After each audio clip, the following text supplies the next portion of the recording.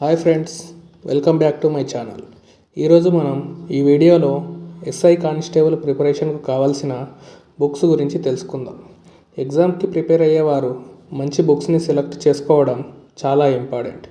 కాబట్టి వీడియో పూర్తిగా చూసి మంచి బుక్స్ని సెలెక్ట్ చేసుకోండి.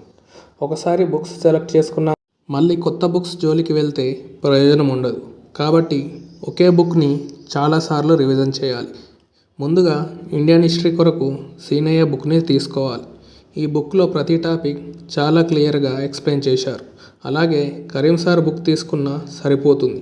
ఈ బుక్ కూడా చాలా బాగుంటుంది. తెలంగాణ మూమెంట్ అండ్ హిస్టరీ కొరకు పిఎన్ఆర్ పబ్లికేషన్ తీసుకోండి.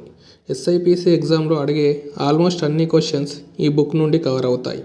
అలాగే పిఎన్ఆర్ పబ్లికేషన్ బిట్ బ్యాంక్ కూడా తీసుకోండి. క్వశ్చన్స్ ప్రాక్టీస్ చేయడానికి ఈ బిట్ బ్యాంక్ చాలా యూజ్ అవుతుంది. జాగ్రఫీకి సంబంధించి ఆనంద్ సార్ బుక్ తీసుకోండి.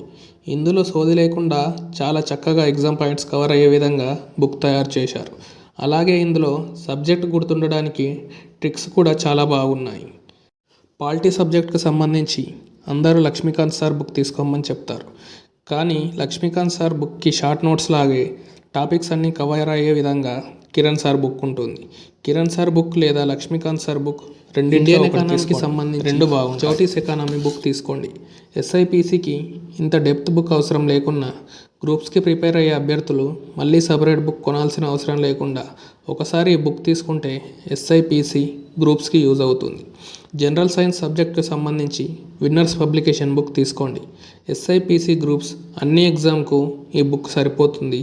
ఈ బుక్ కూడా చాలా బాగుంటుంది. కరెంట్ అఫైర్స్ కొరకు షైన్ ఇండియా మ్యాగజైన్ సరిపోతుంది. దీంతోపాటు డైలీ ప్రవీణ్ సార్ కరెంట్ అఫైర్స్ని ఫాలో అయితే సరిపోతుంది. రీజనింగ్ సబ్జెక్టుకు వెయిటేజ్ చాలా ఎక్కువ ఉంటుంది. కాబట్టి పుప్పాల శివాజీ బుక్ తీసుకోండి. ఇంకా డెప్త్గా చదవాలి అనుకుంటే ఆర్ఎస్ అగర్వాల్ రీజనింగ్ బుక్ తీసుకోండి. అర్థమెటిక్ సబ్జెక్ట్ కొరకు ఆర్ఎస్ అగర్వాల్ బుక్ తీసుకోండి.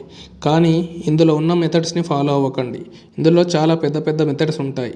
వీటి ద్వారా ప్రాబ్లమ్ని సాల్వ్ చేస్తే మనకు టైం సరిపోదు.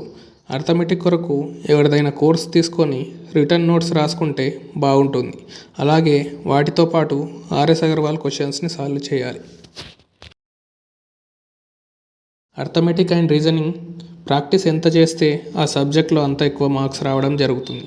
కాబట్టి అర్థమెటిక్ అండ్ రీజనింగ్ కొరకు టెక్స్ట్ బుక్ యాప్, ఇంకా అడ్డా 247 మరియు గ్రేడప్ యాప్లలో ప్రాక్టీస్ చేయాలి.